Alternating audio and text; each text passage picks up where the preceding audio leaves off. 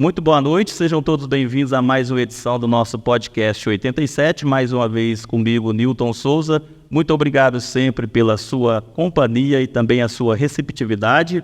Eu quero lembrar a cada um de vocês que estão sempre nos ajudando na divulgação, divulga também aí as nossas plataformas de transmissão. Nós temos o nosso site, liberalfm87.com.br, temos também o nosso Facebook, Web TV Liberal FM, e temos também o nosso aplicativo para Android, Web TV Liberal FM também. Bom, hoje recebo aqui com muito prazer a doutora Ana Caroline Rodrigues Fernandes, ela que é psicóloga infantil e vai trazer para a gente aí informações importantíssimas. E eu já quero mais uma vez repetir aí para você, nos ajudar compartilhando, porque é um assunto que interessa a todos, tá? Aqui hoje nós vamos tratar de um assunto que interessa a todas as pessoas. Então já aproveita aí, já compartilha. E eu saúdo aqui, muito boa noite, doutora Ana Caroline, seja bem-vinda ao nosso podcast 87. Boa noite, Nilton, muito obrigada a você, a Liberal, né, por estar proporcionando esse momento. Espero contribuir ali para desmistificar, né, algumas questões relacionadas à minha profissão, à psicologia, porque a gente sabe que ainda existem, né, muita mistificação sobre algumas questões. Espero que agregue, né, a quem for assistir aí. Agradeço muito, é um prazer. Bom, eu vou tomar a liberdade, doutora Ana, e a gente já conversou isso em off, né, de chamar ela de doutora Ana, fica mais prático para a gente aqui também. Doutora Ana, primeiro a gente vai conhecer você, tá? Depois a gente vai entrar, claro, nos assuntos tão importantes para todas as pessoas, mas primeiro eu quero conhecer você. Por que você se interessou justamente por essa área da psicologia infantil? O que te atraiu nesse assunto? Certo. Então, sobre a psicologia, né, eu sempre queria um curso da saúde. E eu não me dou muito bem com sangue, com algumas coisas assim que eu acabo passando mal. E eu queria alguma coisa que eu pudesse auxiliar as pessoas. Então, eu escolhi a psicologia, já era uma coisa que uma área, né, que eu vinha pesquisando há algum tempo antes. E eu escolhi a psicologia justamente por esse desejo mesmo de fazer da minha profissão algo em que eu pudesse auxiliar o próximo, né, o ser humano. E aí, dentro da faculdade, durante a minha graduação, né, a gente vê sobre várias matérias, várias áreas, né, a gente passa por diferentes estágios. E quando eu tive a matéria, né, de orientação à paz, de terapia com crianças, eu me identifiquei muito. Eu falei, eu quero muito fazer estágio nessa área. Só que aí, bem quando eu fui fazer o estágio, veio a pandemia. E eu tive que realizar o estágio online com crianças e os pais. E aí eu me frustrei muito, porque eu estava muito empolgada para esse estágio. E aí a gente teve que realizar os atendimentos online com criança. Foi muito difícil, principalmente porque eu pegava crianças menores, eu estava com crianças menores. Então, foi muito difícil, eu me frustrei porque não era o que eu pensava ali, o que eu estava tão desejando. E aí, depois eu acabei tendo outras ideias. Eu acho que eu me frustrei tanto diante disso, eu estava tão empolgada e não foi como eu gostaria, que depois pareceu uma ideia distante, assim. Depois da faculdade, né, no pós-faculdade. Só que aí tudo foi encaminhando para que eu começasse a atender crianças. E na área clínica, se eu fosse atender algum público, porque dentro da psicologia existem várias outras áreas, né, e eu fiz estágio na área pública, eu gostava também. Se eu fosse atender na área clínica, eu sempre falava que eu queria crianças. E aí? Quando a gente fala crianças aí, a gente está falando de qual faixa etária que você compreende aí como esse trabalho com crianças? Então, até 12 anos, né, que é considerado. Mas eu, por exemplo, atendo até 14 anos. Uhum. Eu pego essa faixa etária também, de 3 a 14 anos. E aí, a gente, depois foi tudo ocorrendo, assim, eu me frustrei tanto que eu falei que eu ia atender adulto, que aí eu não queria mais mexer com isso e tal. E aí, foi tudo encaminhando, eu olhei vários lugares em Patos de Minas que eu comecei a atender, olhei em vários lugares para começar a atender adultos, e tudo foi se encaminhando para eu parar em uma clínica que atendia só criança. Olha, coisa do jeito que você estava querendo, então. Exatamente, igual eu já tinha pensado, mas estava desistindo, né? E aí eu senti que, assim, se eu estava lá, se eu cheguei até lá, e essa oportunidade apareceu, é porque realmente era um lugar onde eu deveria estar. Eu acreditei e agarrei muito nisso. E aí, lá eu tive uma ótima experiência onde eu trabalhei, lá em Patos de Minas, porque era uma clínica só de crianças mesmo, dedicada ao atendimento infantil. Aí tinha psicólogo, tinha neuropsicopedagogo, tinha terapeuta ocupacional, fonoaudiólogo, todos atendendo criança. Era uma equipe multidisciplinar, né? A criança passava por vários profissionais ali e a gente fazia um trabalho em conjunto. E eu gostei muito. E aí sim eu vivi o que eu queria ter vivido no estágio, né? Porque foi totalmente diferente do que eu pensei. E eu me encontrei realmente, aí sim eu tive a experiência, né, do contato, de atender a criança pessoalmente, de ter esse contato com os pais, com a família. E aí eu me apaixonei, né? E hoje eu vejo que esse é o meu lugar dentro da minha profissão, é a minha missão dentro da minha profissão. E os profissionais em geral, existe muitos que se interessam por essa área ou não? É algo muito escasso? Como que funciona isso aí na psicologia? Então, Nilton, nessa área de crianças há uma carência. Uma carência. A maioria dos profissionais que vão para a área clínica atendem adultos. Adolescentes e adultos. Crianças, há uma carência na maioria das cidades que você vai. Isso reflete, de certa forma, uma ideia de que as pessoas imaginam que criança não tem problema, não passa por situações emocionais complicadas. Isso, às vezes, até disso aí também vem essa reflexão da falta de profissionais? Sim, mas o que eu mais vejo conversando com os meus colegas, né, de profissão, eu vejo que é porque o atendimento com criança é algo muito desafiador. Porque, por exemplo, com o adolescente, principalmente o adolescente, às vezes você ainda tem que envolver os pais. Mas com o adulto, é a pessoa que está ali na sua frente e pronto, né? Você vai lidar com as questões que aquele adulto traz. Com a criança, muitos profissionais não se identificam, porque você lida com o entorno da criança. Então, você não atende só a criança. É uma investigação mais apurada. Exatamente. Com o adulto seria uma coisa mais prática. Isso. E com a criança você tem que ir todo um trabalho. Exatamente. Com a criança a gente trabalha com toda a família.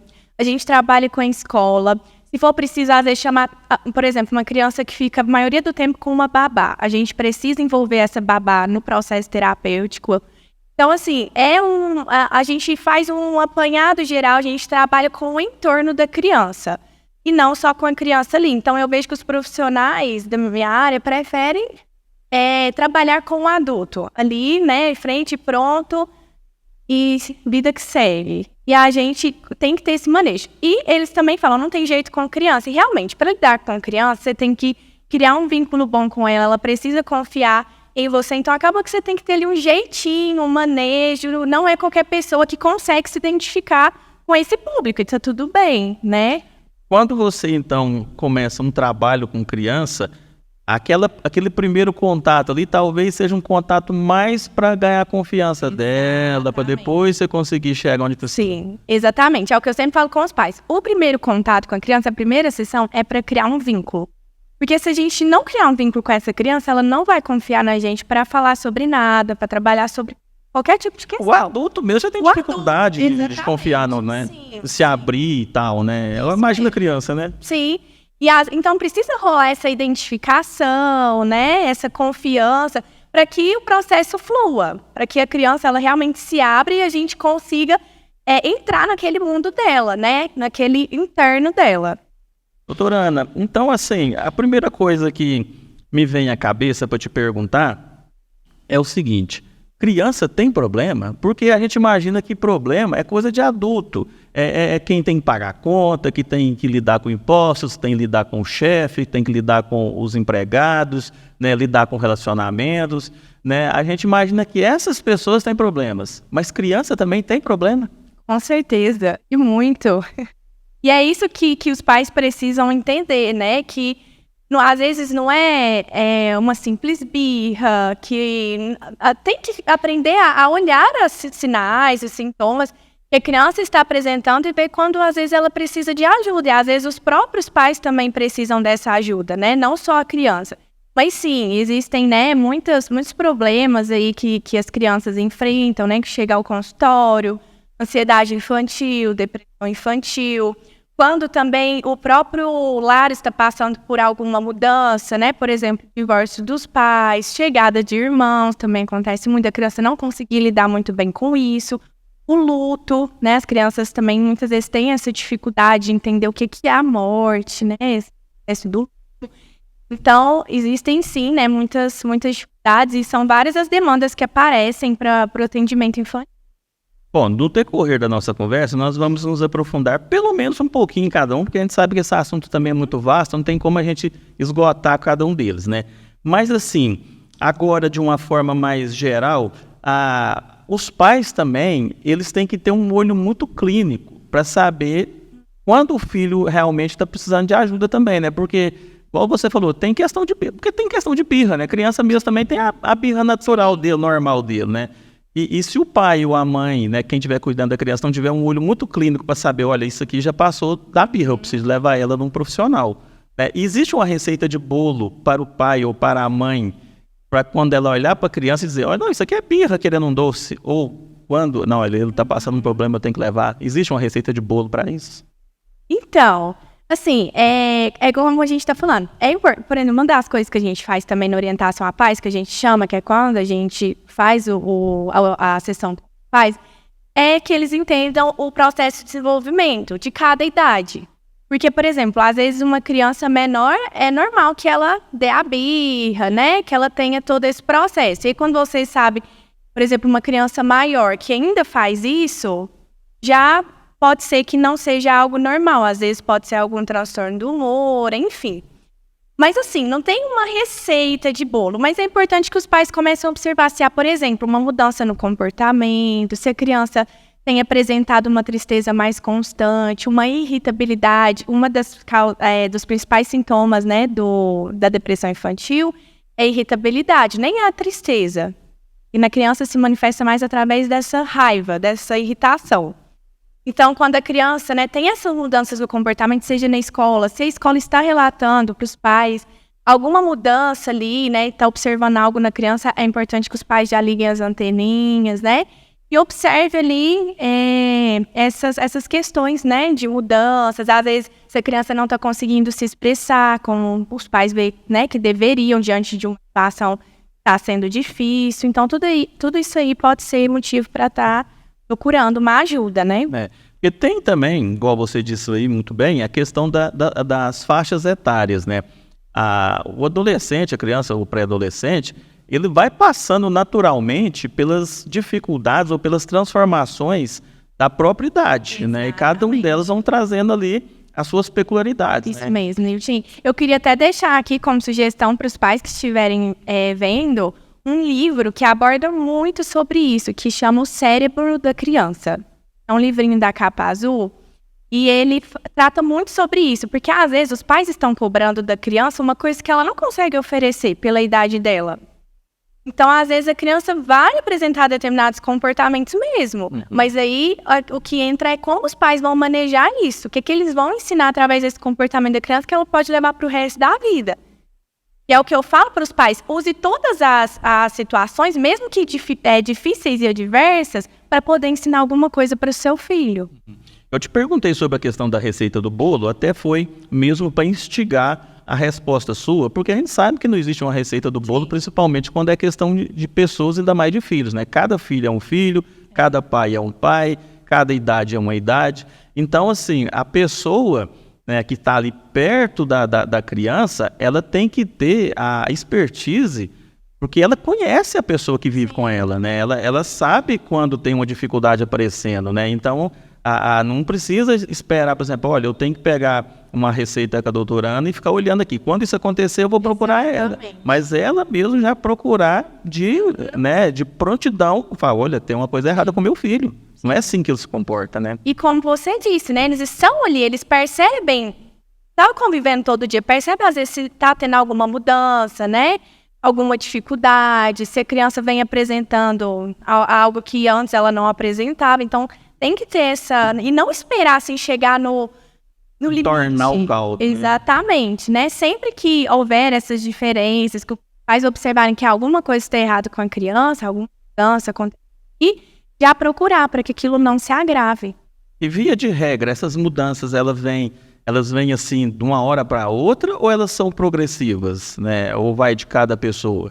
Vai de cada um, né? Por exemplo, se, igual, como a gente disse, da família, às vezes o divórcio dos pais, né? Pode ser algo que vai mexer muito com a criança, assim, de uma hora para outra a criança vai apresentar muitos comportamentos na escola, comportamentos difíceis na escola, começar a ficar muito triste, choro excessivo, se irritar muito fácil.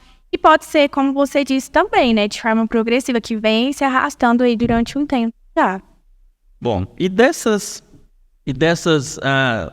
investigações dos pais? Os pais olham, investigam, e aí o primeiro passo seria procurar o profissional ou conversar com a criança primeiro e depois procurar o profissional? É tipo assim, olha, eu vou procurar o profissional sem ele ficar sabendo, ou ela, a criança, ou ele ou ela, escondido dela, e depois eu levo ela, porque eu já tenho que passar isso um profissional dedicado e responsável por esse assunto, ou o pai pode chegar ali primeiro e tentar fazer ali às vezes e tentar ajudar de alguma forma.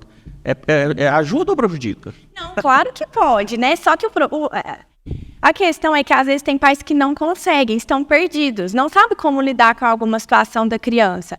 É claro que o pai pode tentar chegar, conversar, entender o que está acontecendo, mas se o pai vê também que a ajuda que ele pode oferecer, né, não vai de encontro às necessidades dela, que às vezes precisava de uma ajuda profissional mesmo, aí ele procura, mas sem problema nenhum.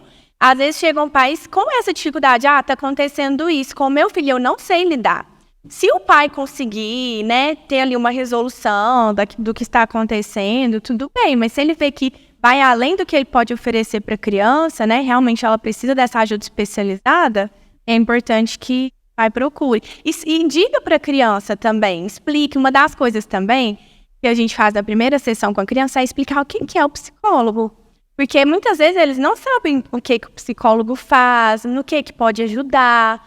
E os próprios pais, às vezes, têm essa dificuldade. Mas como que um psicólogo vai atender criança? Como que funciona isso?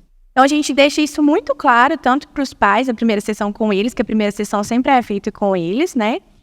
E depois para a criança também, deixar claro, né, do porquê que ela está ali, no que o psicólogo pode auxiliar.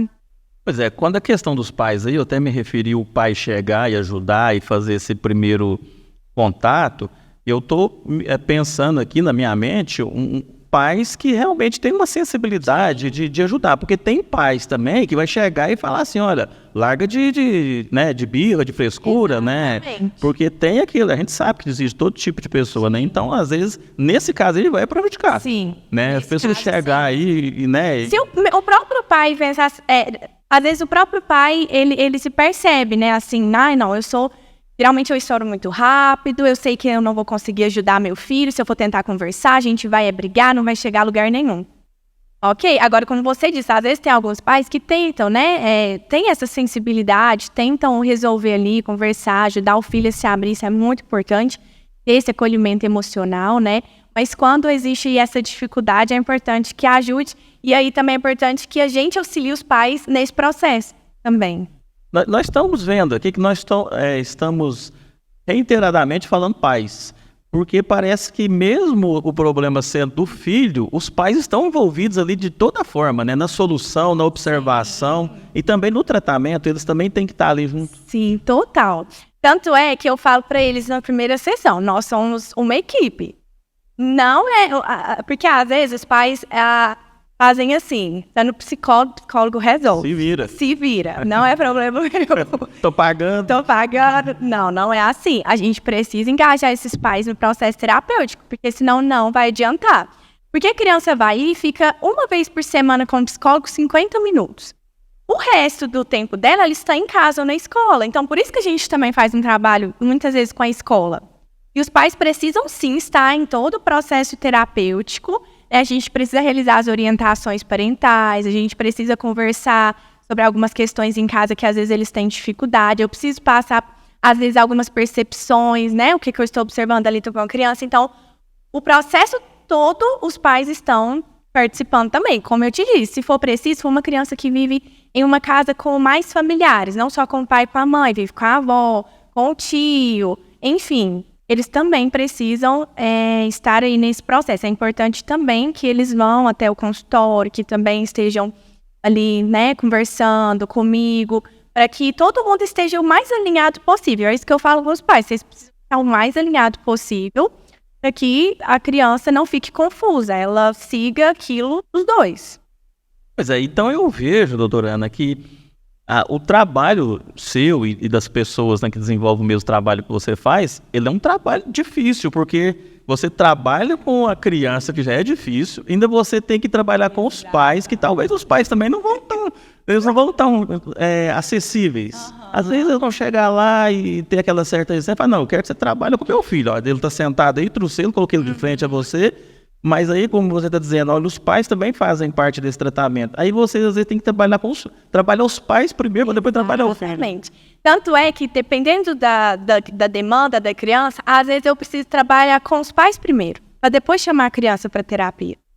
Então, às vezes, a questão é mais uma orientação a eles, de como lidar ali com os desafios, né, que eles apresentam para mim em casa, né, acontecendo, e depois fazer esse trabalho com a criança. Mas é exatamente isso que você falou, né? A gente tem que envolver muito essa família para que a criança melhore, porque não adianta ela ir ali um pouco na semana, sendo que o restante do tempo ela fica em casa e as coisas em casa estão uma bagunça. Então a gente vê também que ser pai, ser mãe, não é simplesmente gerar ou cuidar ou sustentar a criança, né? Tem muito mais por trás da observação, do cuidado, de quando tiver que ajudar, e aquele espírito de time para ajudar aquela criança, né? Sim. A missão é mais difícil. Né? É bem profunda. Mas, assim, eu falo com os pais, vocês são modelos para as crianças, para os filhos de vocês. Então, isso eu sempre tento colocar na cabeça de cada um, né? O que é que vocês querem passar para eles, como eu disse antes, de ensinamento, de valores, de princípio? Como que vocês querem que ele lide, né, com as situações adversas que vão surgir na vida dele, no futuro? Então, e os filhos, assim, admiram, né, muito os pais e seguem mesmo os comportamentos, né, que eles tem ali em casa, então eu sempre falo desse cuidado, né, no falar, no agir, porque eles estão cuidando. Pode ter certeza. É isso aí, gente, nós estamos chegando ao final do primeiro bloco, eu tenho certeza que você também está interessado no assunto, né, esse assunto que interessa realmente a todas as pessoas, já tendo filhos ou ainda não, né, mas é um assunto que interessa geral. Então fica com a gente e a gente vai para um breve intervalo comercial e voltamos na sequência.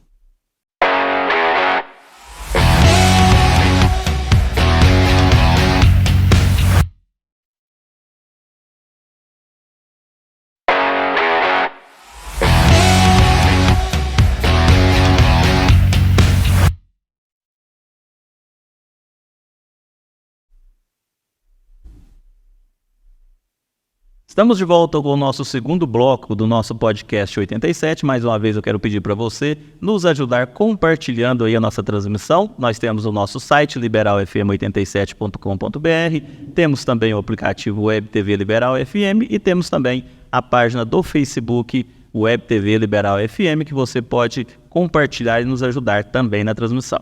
Bom, nós estamos conversando com a doutora Ana Caroline, nós já tivemos um papo no primeiro bloco bastante esclarecedor, né? E eu acredito que agora também não vai ser diferente.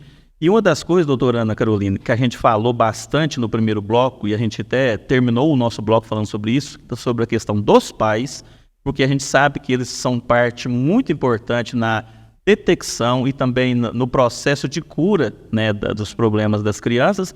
E os filhos, eles tendem, né, geralmente, a observar os pais e repetir, né, os padrões que os pais fazem, né?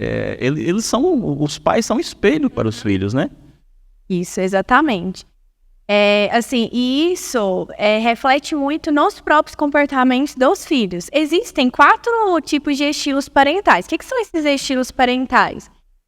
São maneiras mesmo, né, dos pais de lidarem ali com a criança, né, com a educação da criança.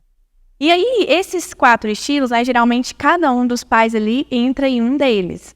E ele tem consequências, sejam boas ou consequências para as crianças. Então, o primeiro estilo que a gente tem é o estilo autoritário. É o quê? Aquele pai que exige muito da criança, coloca muito limite, mas dá pouco afeto, tem pouca demonstração afetiva. Então, ele acaba exigindo sempre que a criança seja muito bem na escola, né, no seu desempenho, que ela seja perfeita no seu comportamento. A gente sabe que isso é muito difícil, né? Porque até nós que somos adultos, né? Nós erramos a todo momento também. Uma cobrança exagerada. Né? Exatamente.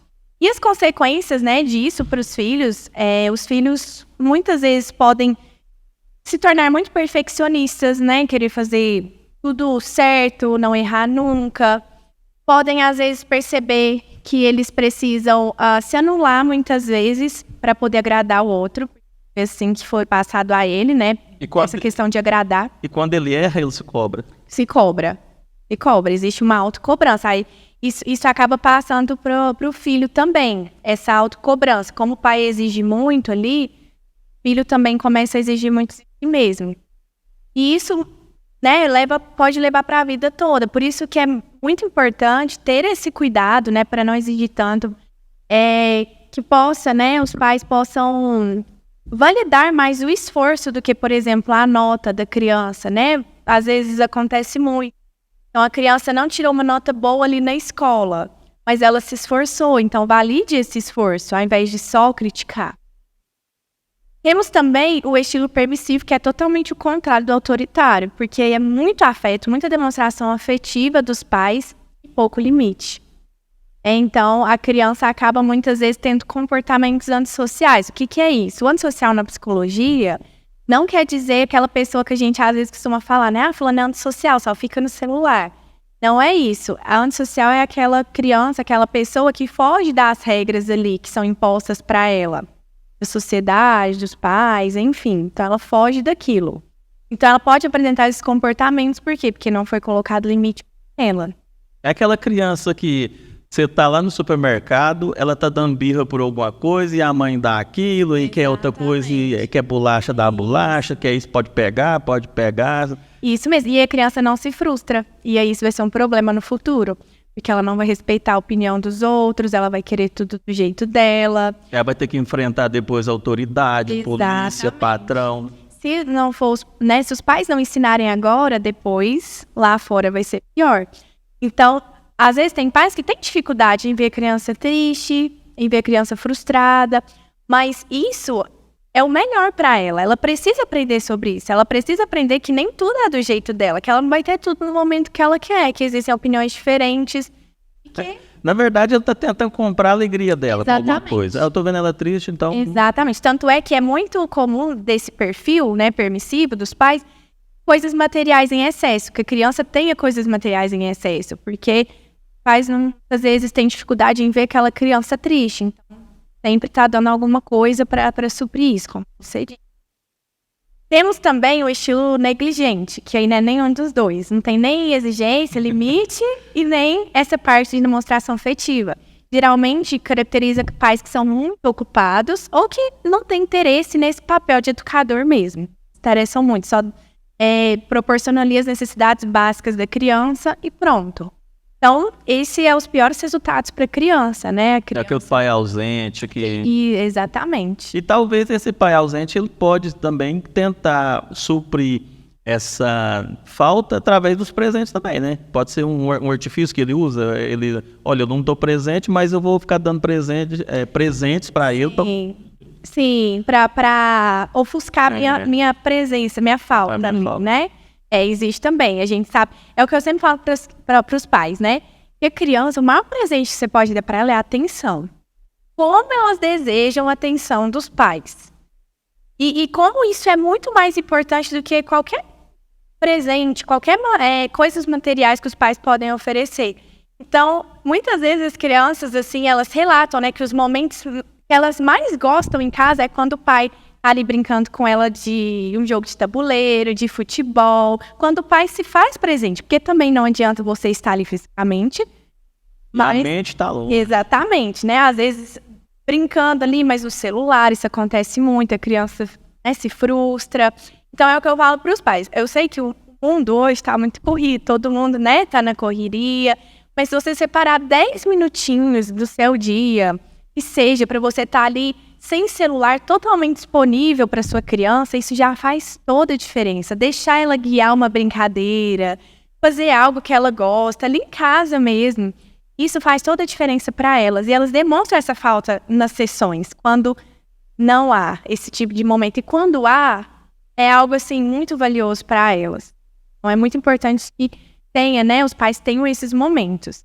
Eu vejo muito, assim, alguns pais que levam a criança para o seu local de trabalho. Às vezes, por essa vida corrida, o trabalho não conseguir deixar ele mais próximo em casa, o que ele faz? Ele pega a criança e leva para o local de trabalho. Se é uma oficina mecânica, leva ele para a oficina mecânica, fica lá sujando de graxa e tal, mas fica brincando ali. Isso também já é válido, já é alguma coisa. Sim. Já é, né, dos males o menor. Sim, de certa forma, eles estão tendo ali aquele momento ali, né, presenciando o trabalho do pai, tá com ele ali, mas é válido, mas como eu disse, é importante que tenha esse momento tempo que a criança, separado, né? Isso, que a criança se sinta assim, nossa, eu estou sendo vista. Porque o mais importante para ela é que você entre no mundo dela. Então, quando você estiver ali com a sua criança, entre no mundo dela, né? Solte a criança que existe em você. Se quer falar de desenho, fale sobre desenho. Se for uma, né, Exato. conta a história, né? Participe mais do mundo da criança, né? Isso. Bom, então você falou de 3, né? Três. Agora E temos mais um que é o ideal, né? Que é o que a gente busca trabalhar com os pais. Não é fácil, claro, né? A gente tem que entender também o lado dos pais, a gente faz isso também, né? Porque os pais também não são perfeitos, não tem uma fórmula mágica, né? De como agir, de como... Enfim, mas nós nos pautamos para fazer essas orientações, para trabalhar com os pais em ciência. Nunca é achismo, é sempre nos pautando naquilo que a ciência diz, que é mais assertivo, que é o melhor, que funciona. E então a gente tem esse, que é o autoritativo, né? Que a gente chama. E é aquele que tem o equilíbrio dos dois. Coloca limite, mas também demonstra afeto.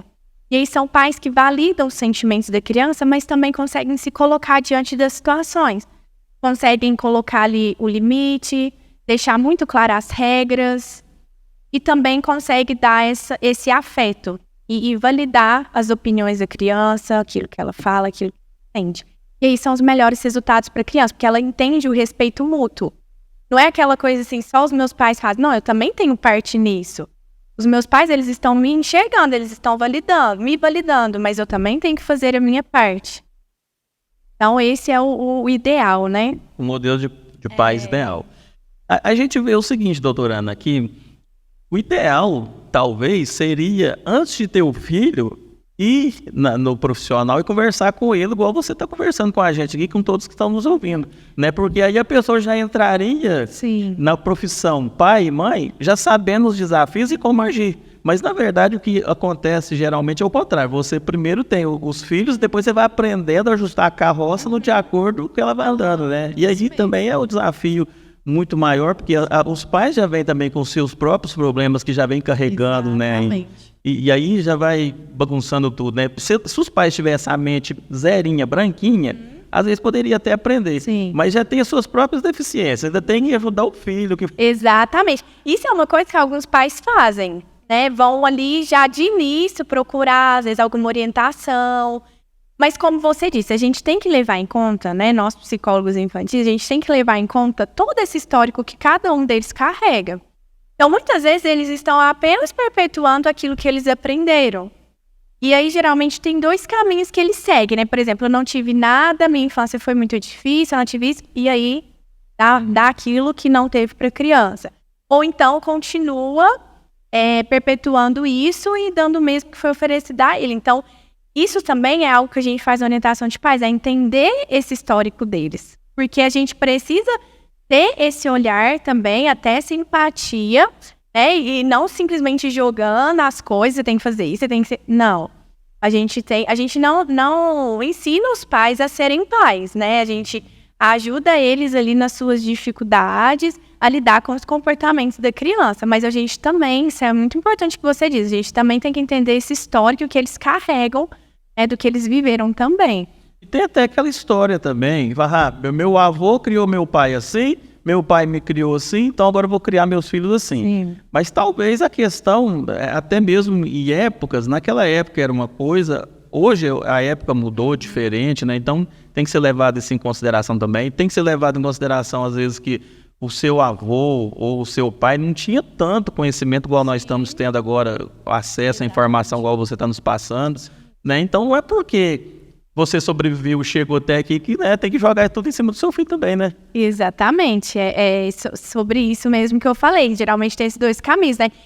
Tá, eu sei que isso não funciona, nossa, hoje eu, assim, sou assim por causa de como me trataram, de como foi minha infância.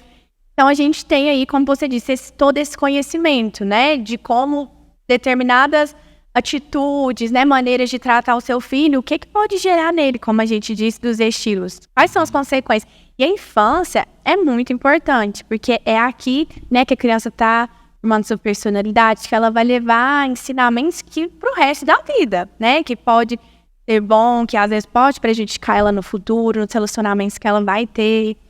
Então, como você disse, é importante que você, depois que você vê, nossa, isso não tá legal, aí você esteja disposto à mudança. Isso eu também sei, eu falo com os pais. Vocês estão dispostos à mudança se for necessário? Porque se não, aí não é o que a gente possa fazer também. Que às vezes precisa dessa mudança deles. Sobre o que eu disse aqui, eu quero até também fazer uma ressalva, porque tem muita coisa que funcionava e ainda funciona, desde a época dos avós, os pais. Por exemplo, aquela questão assim, da integridade, da questão da pessoa ter palavra, isso é uma coisa que os avós ensinavam para os pais, né? Então, tem muita coisa que antes funcionava e que não funciona mais hoje, mas tem muita coisa que também, o que é bom tem que ser mantido, né? Tem coisas que os avós ensinavam, que os pais ensinavam, que ainda são coisas valiosas, né? A questão de valores, principalmente, dar valor àquilo que realmente tem valor, né? Então, assim, o que funcionava tem que continuar funcionando, né, no tempo de hoje. Só desprezar aquilo que, né... Por exemplo, uma coisa que eu quero trazer sobre aqui o assunto. Antes, avós e pais, eles usavam muito castigo, né? Aquele castigo, talvez o castigo, às vezes até com a palmada, né? O castigo em si, ele tem uma forma válida ou não para se lidar com criança? Né? Sem entrar aqui na questão ainda das dificuldades da criança, mas assim, em relacionamento de pais com filhos, ainda vale o castigo? Quando você fala em castigo, você fala das palmadas ou você fala sobre... Não, o castigo mesmo, assim, de deixar no cantinho, olha, você fez uma coisa errada, então senta ali e fica ali, né? Ou vai ficar sem jogar bola ali por um determinado tempo, né? Aquele castigo que você tenta mostrar para a criança que ela fez uma coisa errada e que agora ela está sendo punida por aquilo. Aquilo ainda tem valor ainda? Funciona? É importante, assim, que a criança, como a gente diz, precisa haver esse limite, né? Essa regra, ela precisa entender o que ela deve e o que ela não deve fazer. Essa questão das palmadas, isso é algo que também vem sendo desconstruído, né? Porque a gente vê que adianta ali, a curto prazo adianta no momento. Mas depois a criança, às vezes, faz de novo, ou começa a obedecer por medo, né? Aí acaba não confiando nos pais para falar sobre alguma coisa, para depoimentos.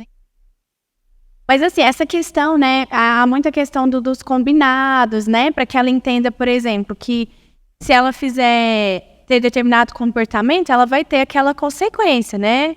A gente até fala de consequência natural, ela precisa entender isso. Essa questão, por exemplo, do cantinho, né? É importante que quando houver ali, às vezes, algum comportamento difícil, né, da criança com os pais, eles esperem, né, a criança se acalmar, o próprio pai, porque ali no momento eles não vão conseguir resolver nada, tá cada um querendo ser o dono da razão, a criança querendo defender o seu comportamento, né, querendo se defender e o pai querendo punir. Então é importante que cada um tenha ali o seu momento, né, não precisa ser nem num cantinho do pensamento, vamos dizer, mas que tem um momento... A gente costuma fazer muito cantinho da calma. Não sei se você já ouviu falar. Não. É o da calma, que é para se acalmar, que a gente coloca várias coisas que a criança gosta, do interesse dela. Por exemplo, folhas brancas, lápis, giz de cera, ursinhos de pelúcia que ela gosta, almofadinhas, para ela poder ir se acalmar e o pai também ter aquele momento para depois eles conversarem. Então, a gente tem que pensar muito nesse diálogo. Que como a gente disse, às vezes a criança não consegue oferecer também aquilo que o pai está exigindo dela.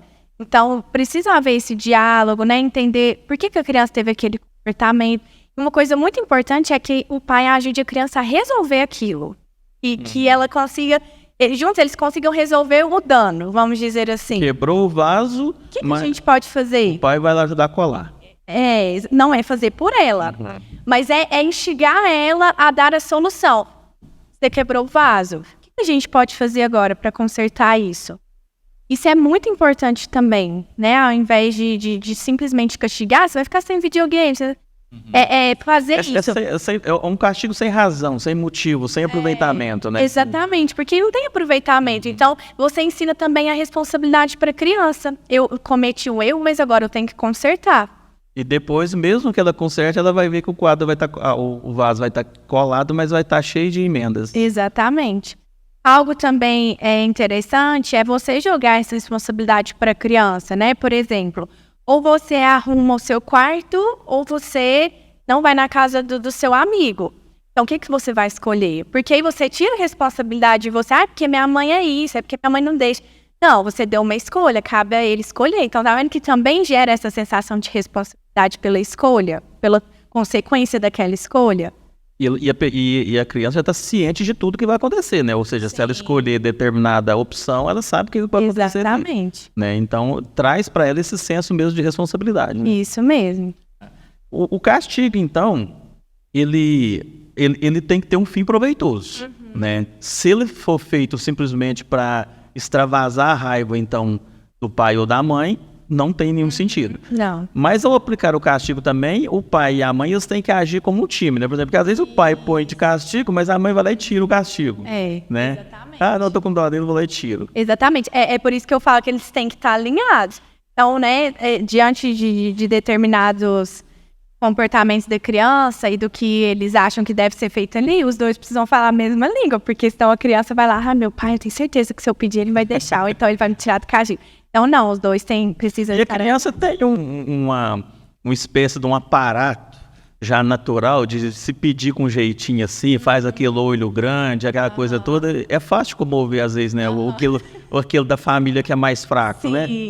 Como a gente diz, às vezes um pai é muito autoritário, o outro é muito permissivo. Então, a criança sempre tende a ir naquele que é mais permissivo, né? Que sabe que, às vezes, vai ceder aquela vontade dele. Bom... E outra coisa, gente, daqui a pouquinho nós vamos voltar, né, para o terceiro bloco, nós estamos chegando no final do segundo bloco, e eu vou tocar num assunto que eu tenho certeza que vocês devem estar pensando assim, que hora que vai falar sobre isso? Celular na mão de criança. Então, se você tem curiosidade também a respeito disso, qual é os benefícios e quais são os prejuízos de celular na mão de criança, não sai daí, a gente vai para um breve intervalo comercial e volta na sequência.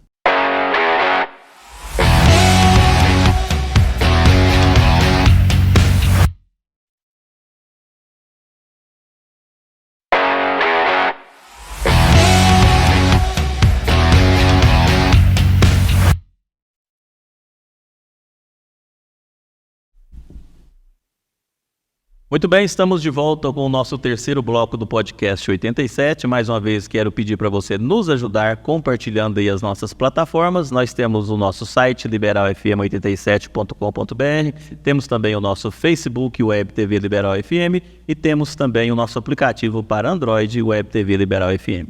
Mais uma vez, Rico, a doutora Ana Caroline, nós estamos batendo um papo interessantíssimo, né? Para você que tem acompanhado aí o primeiro e o segundo bloco, sabe do que a gente está falando aqui.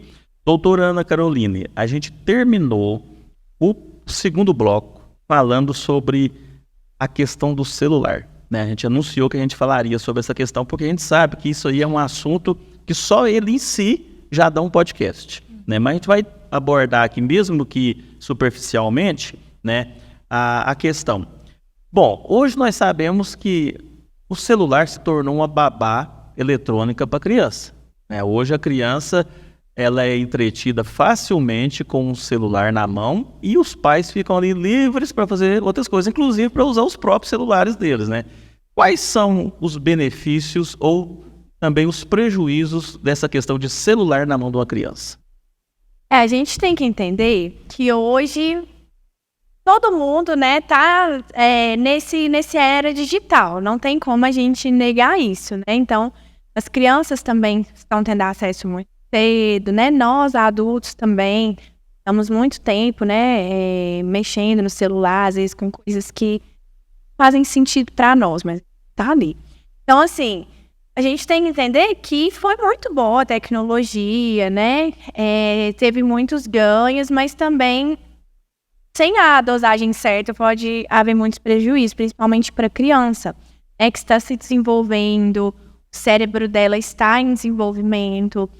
Então, assim, é importante, como eu falo para os pais, principalmente as crianças menores, se for ali para usar o celular, tente usar para algo que vai estimular a criança de alguma forma, né? Existem vídeos educativos ali no YouTube, que podem estar ensinando alguma coisa diferente para a criança. Então, assim, há muitos ganhos, né? A criança, às vezes, está em contato com os amigos ali. Na pandemia, isso ajudou muito também, né? Para você não estar sozinho. Mas o problema está na dosagem, né? Da falta de limite nesse tempo de tela. E aí, quando a gente fala de tela, né? A gente não fala só do celular. A gente fala também da TV, a gente fala também de tablets, né? Então, hoje em dia, algo que chega muito, né? Que é uma queixa dos pais, é essa questão. E às vezes não está conseguindo lidar com esse excesso de tempo ali que a criança, né, que o adolescente passa nas telas. Porque, na verdade, se torna um vício, né? Vício. É um vício. Exatamente, é um vício, né? O nosso cérebro vai querendo cada vez mais consumir aquilo.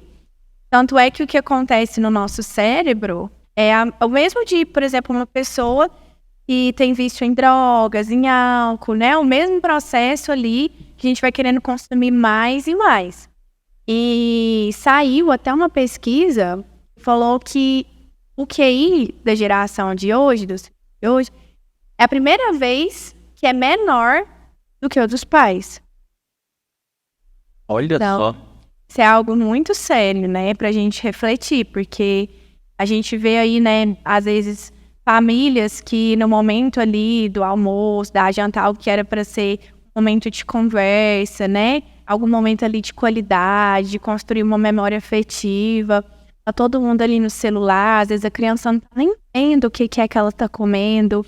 Né? Tá no automático. Tá no automático, às vezes a mãe, né, vem, coloca na boca, mesmo uma criança maior, e a criança tá ali alienada, não tá nem vendo o que tá acontecendo ao seu redor. Isso aí pode causar também uma certa obesidade, porque como ela vai comer compulsivamente sem saber o que ela tá comendo, né, aí pode ter... Exatamente. E aí, às vezes, né, questão, por exemplo, videogame, essas coisas que prendem muito eles...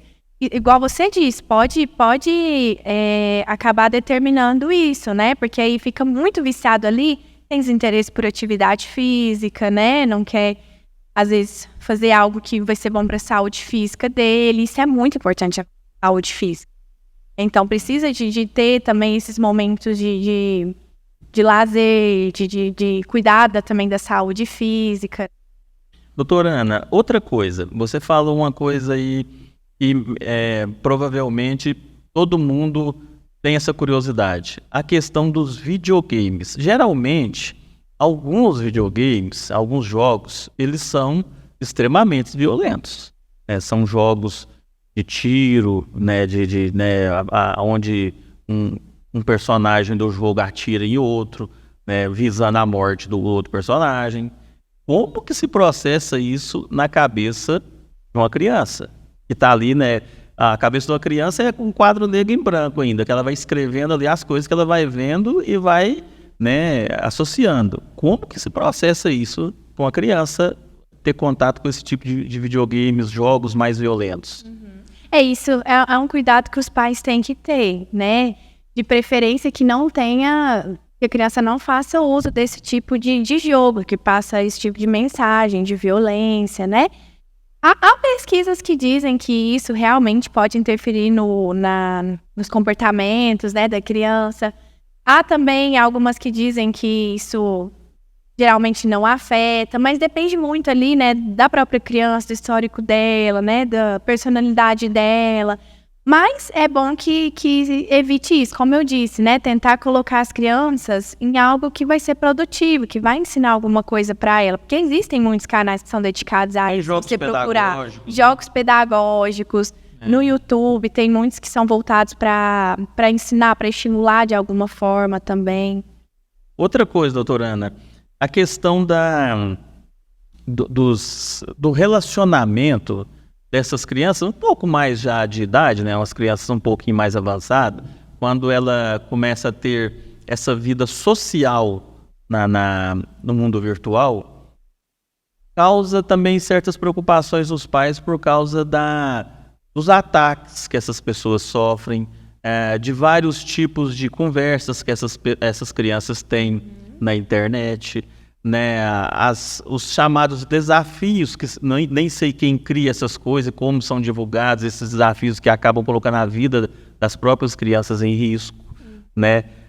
Os pais, eles têm que ter um cuidado, então, redobrado para ver o conteúdo que essas crianças estão tendo no celular, né? Sim. Eu falo muito para os pais sobre isso, sobre o monitoramento. Os pais precisam ter esse monitoramento. Às vezes a criança, por exemplo, tem a demanda de um medo recorrente que surgiu de uma forma abrupta, vamos dizer assim. Você vai entender melhor, é alguma coisa, às vezes, que ela viu na internet, que mexeu muito com ela, né? E criança tem a imaginação muito fértil. Então, eu sempre falo, tenham esse monitoramento, vejam o que é que a criança está vendo e coloque limites também. Porque se for depender da criança, ela não vai querer parar de mexer, de conversar ali com os amigos virtuais, de jogar.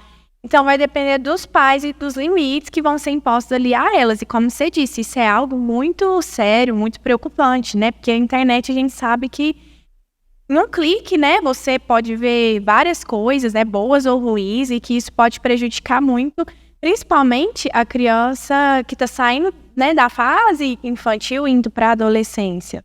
Então, os próprios adolescentes, né, há muitas divulgações de, como você disse, desses desafios, de informações que acabam prejudicando muito esse emocional e, às vezes, tendo com que eles, né, tenham certas atitudes que vão ser muito prejudiciais. Nós temos recentemente aqui o conhecimento de que houve alguns ataques relacionados à vida de uma jovem do Triângulo Mineiro, né? Ataques virtuais sobre a sua pessoa, sua conduta, e essa jovem veio a falecer por causa justamente desses ataques, aliado a um quadro de depressão que ela já tinha, né? Então a gente vê, doutora Ana, que o que é do mundo virtual acaba indo para o mundo real, né? Então, como nós estamos falando de saúde infantil aqui, se uma criança já tem, né, alguns problemas emocionais, isso pode ser turbinado pelo mundo virtual? Certeza, como esse exemplo que você acabou de citar, né? Pode abrir aí, né, várias feridas na pessoa que já está machucada, às vezes já está passando um processo difícil, né? E pode culminar em algo muito desastroso, como que foi o que aconteceu. Então, a questão a gente tem que ter muito cuidado, né? Porque a gente sabe o quanto a internet hoje tem um poder, assim, na vida das pessoas e que muitas vezes é usado por mal, né? E no seu consultório, qual é o seu ranking de problemas que as crianças apresentam mais? O que os pais chegam com as crianças demonstrando mais problemas com elas? Qual é, na sua visão, esse ranking? O que tem mais assolado as nossas crianças? Então, chega muito, né, a questão da ansiedade. Ansiedade, eu acho que, assim, é o principal. Pra ansiedade criança. infantil. Existe. Meu Que às vezes as pessoas falam, mas criança, né? Mas Ansiosa. qual faixa etária, mais ou menos? Então, é porque a gente tem vários tipos de ansiedade, né? Na criança, por exemplo, menor, é muito como ansiedade de separação. que é quando por exemplo, começa um processo de escola, e aí tem dificuldade em se separar da figura de apego, né, dos pais. A gente tem as fobias específicas, né? Então, depende muito. Mas, geralmente, a ansiedade é generalizada, né? Que não é algo ali mais específico. Mas, geralmente, as crianças ansiosas tendem a ser muito perfeccionistas, né? A terem medo de errar, a ter aquele medo de agradar os amigos, os pais, né? De querer sempre agradar, de, às vezes, se sentirem pressionadas por fazer coisas que não é do interesse delas, mas é do interesse de outras pessoas, que colocam muita expectativa nelas, né? Isso aí sem pensar ainda em questão de Enem, ainda bem lá atrás ainda, né? Que às vezes a criança, por exemplo, por uma expectativa dos pais, porque eu quero que ele faça futebol, faça balé, faça isso e aquilo, aí coloca a criança em várias e várias atividades. E às vezes nem é algo que é realmente no interesse da criança, às vezes é uma expectativa do pai que ele seja daquele jeito. Então isso também acaba, né, gerando essa ansiedade. Mas essa questão da ansiedade também é atrelada à questão do bullying, aparece muita questão do bullying. É algo que precisa muito ser discutido nas escolas, mas também em casa. Os pais precisam muito conversar sobre isso com as crianças. E geralmente, quando a gente vê noticiários de pessoas que tomaram atitudes drásticas, geralmente em escolas, coisas assim, sempre tem aquela questão de ele sofria bullying. Sim. Então não é assunto que tem que ser deixado para debaixo do tapete. Não mesmo. E é importante que os pais tenham esse tipo de diálogo com a criança. Mostre, né, o quanto aquilo pode ser prejudicial ao outro, né, as consequências daquilo, e também se perceber que algo está acontecendo com a criança, que ela está tendo resistência de ir para a escola, que ela está apresentando muito choro para ir para a escola, também tentar conversar e ver o que está acontecendo. As próprias crianças trazem muito isso nas sessões, sobre a questão do bullying. Isso afeta muito a autoestima. E elas têm facilidade de falar sobre o bullying? Elas falam com naturalidade? A maioria, sim. Claro que tem alguns que têm mais dificuldade, né, em relatar, em abordar, mas a maioria fala sobre quando está acontecendo. E sim, aí a gente às vezes tem que entrar em contato com a escola, né, para bolar algo ali para estar solucionando esse problema, mas acontece muito. E crianças também que estão passando por alguma, como eu disse no início, alguma mudança também, cara. Então, chega muito também crianças que os pais estão se divorciando. É uma demanda muito grande também, que eu atendo. Então, que às vezes a criança ela tem dificuldade ali em entender todo esse processo, o que está acontecendo, como assim agora eu vou ter 2 casas, né? Então, é algo que a gente também precisa estar ali auxiliando e auxiliando a família toda, porque às vezes os pais que estão passando por esse processo também têm dificuldade em como lidar da melhor forma com essa criança diante dessa situação. E fora a ansiedade, qual seria outro problema recorrente nas crianças? TDAH também tem aparecido muitas demandas, né, de crianças com transtorno do déficit de atenção e hiperatividade. É algo bem recorrente também, né, paciente que chegam com diagnóstico, que às vezes estão suspeitando, né, desse diagnóstico, e aí antes de ter um diagnóstico mesmo, já começa essa intervenção, porque às vezes os pais, a escola já estão observando prejuízo, então isso é uma coisa importante. Não esperar, por exemplo, ir num neuropediatra, né, num psiquiatra infantil, para poder começar a intervenção. Então já pode começar e depois que houver o diagnóstico, a gente tem um direcionamento melhor para intervir. Mas assim que observar algo, né, por exemplo, questão da hiperatividade, né, da impulsividade, dessa dificuldade na concentração, já pode começar as intervenções. E geralmente essas crianças vêm de um neuropediatra, né, com o encaminhamento do neuropediatra para realizar com diversos profissionais. Então isso também tem aparecido muito. E eu acredito que muito por causa do conhecimento, né, do que é o TDAH, quais são os prejuízos. Então as pessoas estão mais cientes disso. Então os pais, geralmente quando há os relatos na escola e que eles percebem em casa, eles costumam já procurar um neuropediatra para já começar as intervenções. E como os pais devem diferenciar a questão do TDAH de uma criança que é muito, vamos dizer assim, na linguagem esperta. Uma criança muito esperta, né? Que fica ali, não se contenta em ficar quietinha. Ela gosta de estar sempre ativa, fazendo alguma coisa.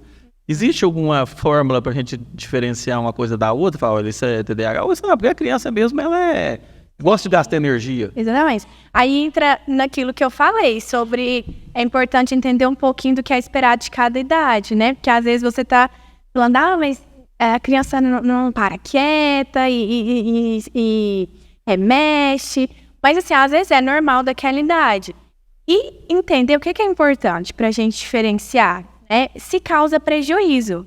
Aquele comportamento dela, aquela dificuldade que você está observando, que você acha que pode estar além do normal, está causando prejuízo em alguma área da vida dela? Então, por exemplo, lá na escola, porque ela não consegue sentar, se concentrar no que a professora está falando, ela quer ficar mexendo e em várias coisas ao mesmo tempo. Então, já é algo que a professora relata, está prejudicando. Então, a gente sempre tem que pensar isso. Está causando prejuízo de alguma forma em alguma área da vida dela? E o TDAH, ele tem que estar presente em pelo menos 2 contextos da criança.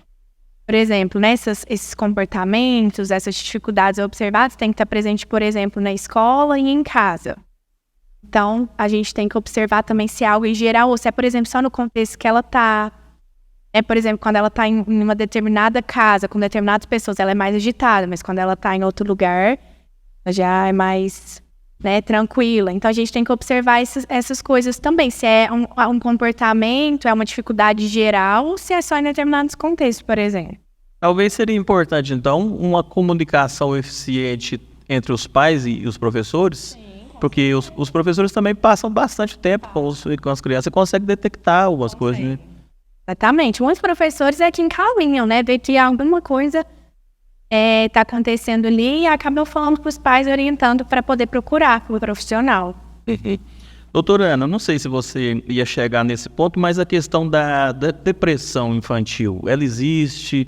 Ela é diferente dos adultos? Como que funciona isso?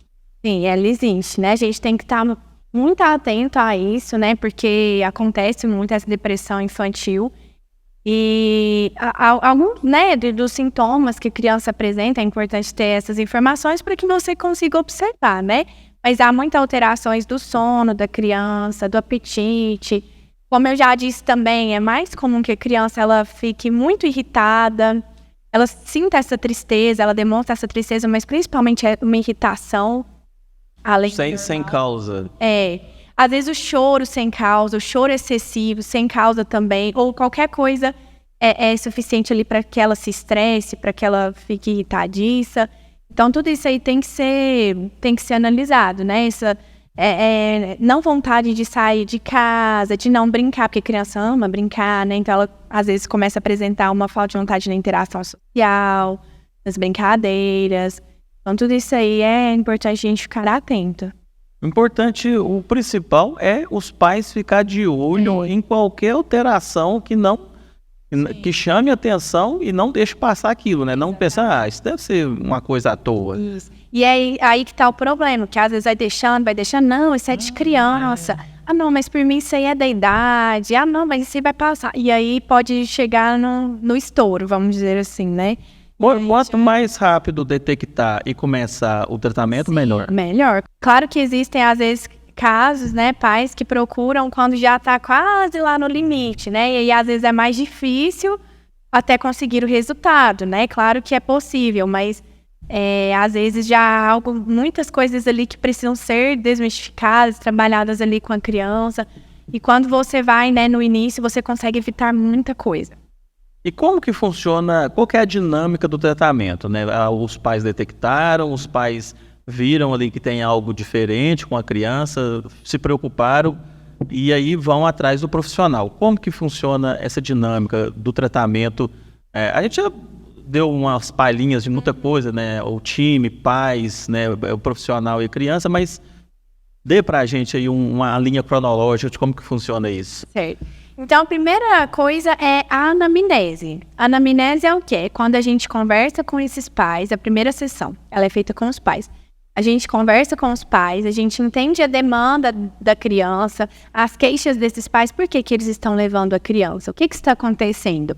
Faz um apanhado geral, entende a história de vida da criança, né, desde lá no início. Então, a gente colhe várias e várias informações. Depois disso, a gente faz com a criança um período de avaliação, de entender melhor as demandas que aqueles pais trazem. A gente faz a nossa própria avaliação e talvez perceber alguma outra coisa, né, ali que pode estar acontecendo com a criança que é necessário intervir. Depois dessa avaliação, que dura algumas sessões, a gente faz uma devolutiva para os pais, que é o quê? Devolver aquilo que a gente observou, dar o nosso feedback. Então, né, a criança acontece isso, eu venho percebendo isso aqui prejudica. Então, a gente devolve para os pais aquilo que foi colhido. E depois a gente parte para as intervenções.